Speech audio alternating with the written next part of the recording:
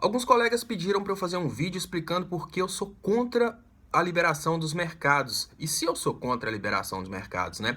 Eu gostaria de antes fazer uma contextualização teórica, histórica e uma contextualização da realidade a respeito do assunto. Gente, o que a economia pensa a respeito da liberação dos mercados? O ponto positivo é a ideia de que todo mundo vai se beneficiar de uma liberação de mercados no momento em que determinado país que tem mais vantagem competitiva, ou seja, determinado país tem mais facilidade de fazer um produto, aquele país começa a trocar com outro país outro produto. Eu vou dar um exemplo para contextualizar. Por exemplo, o Brasil tem muito solo, então ele tem uma facilidade muito grande de produzir alimento. Ele vai produzir alimento. O Japão é muito pequenininho, mas tem uma facilidade muito grande de produzir, por exemplo, eletrônicos. Então, o Brasil produz alimento, o Japão produz eletrônicos e um troca com o outro. Agora eu vou falar qual que é o ponto negativo que chama-se termos de troca. Por que que, de certa forma, é importante o governo ser, até certo ponto, protecionista? O termos de troca é assim, gente. Tudo bem, nós vamos trocar eletrônicos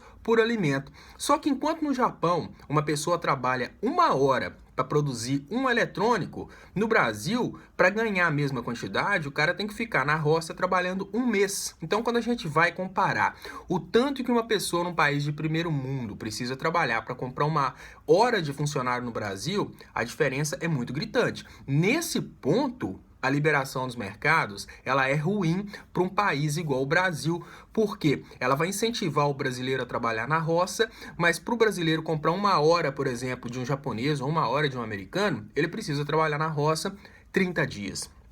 Qual que é o ideal? O ideal é o Brasil ser, sim, produtor de alimentos, mas ele também se industrializar, para ele não depender tanto da indústria internacional. E o que está acontecendo agora é que estão incentivando o Brasil a desindustrializar e ficar só produzindo alimentos. Isso eu sou contra. O Brasil, por exemplo, que estava com a crescente industrialização, estava só se desenvolvendo, agora ele sofreu um golpe para desindustrializar e a população custar pouquinho, ficar trabalhando só na extração de alimento, extração de minério, produção de alimento, extração de petróleo. Isso não é vantagem. A gente tem que trabalhar muito para comprar o que eles lá fora trabalham pouco. Agora vamos pensar. Tudo bem, vamos tirar fora esses termos de troca e vamos falar agora do tamanho das organizações. Eu vou contextualizar duas realidades atuais, que é a indústria mundial do petróleo e a indústria da construção civil no Brasil. A indústria mundial do petróleo, ela teve o poder de abaixar o valor da Petrobras. Assim que eles começaram a incentivar o povo a ir para as ruas para poder destruir o governo do PT e colocar no poder um governo que ia privatizar a Petrobras, ao mesmo tempo, eles começaram a produzir uma quantidade maior de petróleo. Com isso, o petróleo diminuiu o preço no mundo inteiro e eles conseguiram, com isso, abaixar o valor da Petrobras para comprar a Petrobras barata. Isso aí é uma, digamos que, distorção dos livres mercados. Como eles são grandes, eles têm poder, através de produzir demais, de abaixar o valor, inclusive, das outras empresas. É mais ou menos assim, você tem um supermercado muito grande, você pega, abaixa o valor do arroz, ninguém vai comprar, por exemplo, no mercadinho da esquina o arroz caro, o mercadinho da esquina é obrigado a abaixar, mesmo que tomando prejuízo. Foi assim que eles conseguiram diminuir muito o valor da Petrobras para comprar a Petrobras baratinha. Isso é uma distorção dos livres mercados, é uma distorção da livre concorrência. Outra distorção muito interessante que poucas pessoas estão percebendo é o que está acontecendo no Brasil.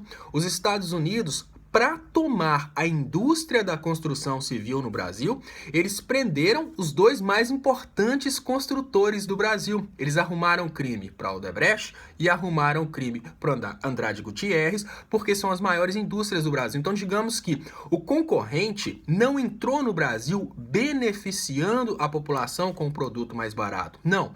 O concorrente, para entrar no Brasil, ele está destruindo os concorrentes dele através de crueldade, ou seja, ele pagou uma organização criminosa que tomou o judiciário brasileiro para prender os concorrentes dele. Então, digamos que no lugar de trazer um produto de qualidade e mais barato para o Brasil, vamos supor, no lugar de vir uma construtora fazer uma casa com melhor preço no Brasil e com mais qualidade, mais tecnologia para beneficiar a população, o que essa construtora está fazendo, vamos pensar uma construtora lá dos Estados Unidos que está querendo entrar no Brasil, é destruir as construtoras do Brasil.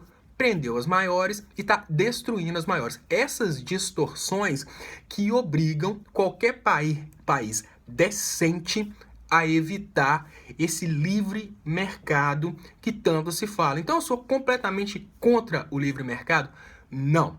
Eu sou a favor da proteção do Brasil e a favor do livre mercado, desde que não aconteçam coisas do tipo que está acontecendo agora, ou coisas que inclusive fez o Brasil abrir mão do livre mercado no passado. Eu não sei se vocês sabem, mas os Estados Unidos quer livre mercado para vender para o Brasil. Eles não querem que o Brasil taxe os produtos deles, mas eles taxam os produtos nossos. Quando a gente vende produtos agrícolas para os Estados Unidos, eles protegem os produtores internos colocando taxas sobre os nossos produtos, mas eles usam um Olavo de Carvalho da vida para meter o pau no Brasil, porque o Brasil taxa os produtos deles. Então, por que o Brasil não aceitou no passado esse livre mercado, que é essa coisa tão criticada, que o Brasil não aceitou essa liberação total dos mercados?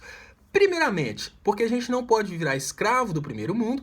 E segundo, porque eles não aceitaram. Eles querem sim o livre mercado dos produtos deles para nós, mas eles não querem o livre mercado dos produtos nossos para eles. Então, por reciprocidade diplomática, o Brasil não aceitou essa palhaçada de liberação total dos mercados e entregar o povo como escravo para o primeiro mundo.